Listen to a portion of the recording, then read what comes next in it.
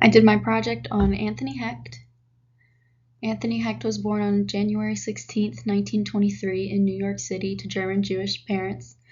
This is important to note because most of the subject matter of his poems has to do with the Holocaust or other World War II events.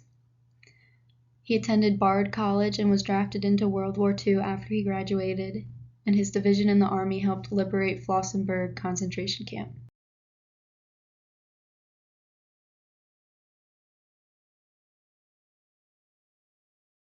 The doused coals fume and hiss after your meal of grilled brook trout, and you saunter off for a walk down the fern trail.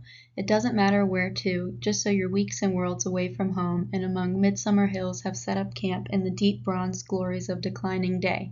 You remember peacefully an earlier day in childhood, remember a quite specific meal, a corn roast and bonfire in summer camp. That summer you got lost on a nature walk, more than you dared admit, you thought of home.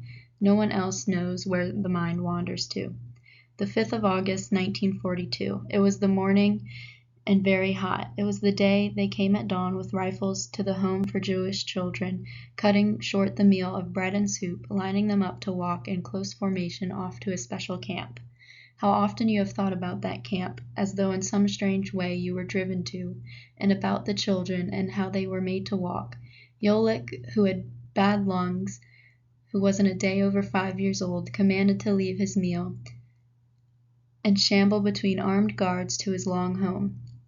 We're approaching August again. It will drive home the regulation torments of that camp. Jolik was sent to, and his small unfinished meal, the electric fences, the numeral tattoo, the quite extraordinary heat of the day, they all were forced to take that terrible walk. Whether on a silent, solitary walk or among crowds, far off or safe at home, you will remember helplessly that day and the smell of smoke and the loud speakers of the camp.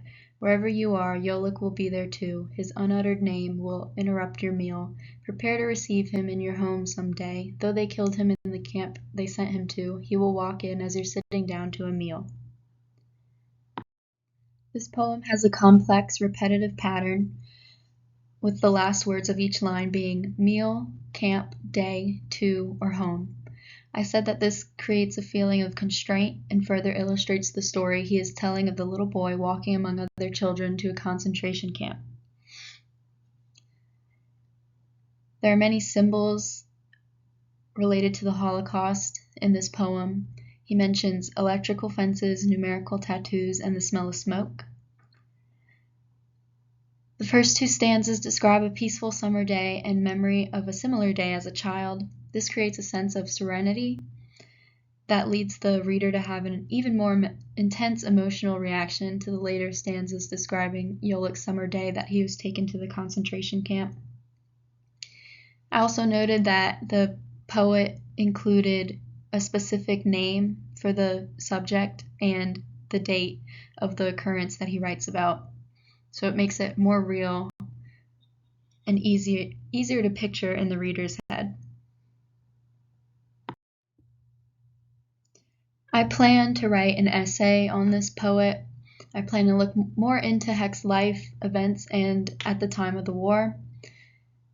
I read that his parents were German Jewish and would like to examine the influence their identity may have had on his writing. And I think it would be interesting to find anecdotes or anything he has said about his own works.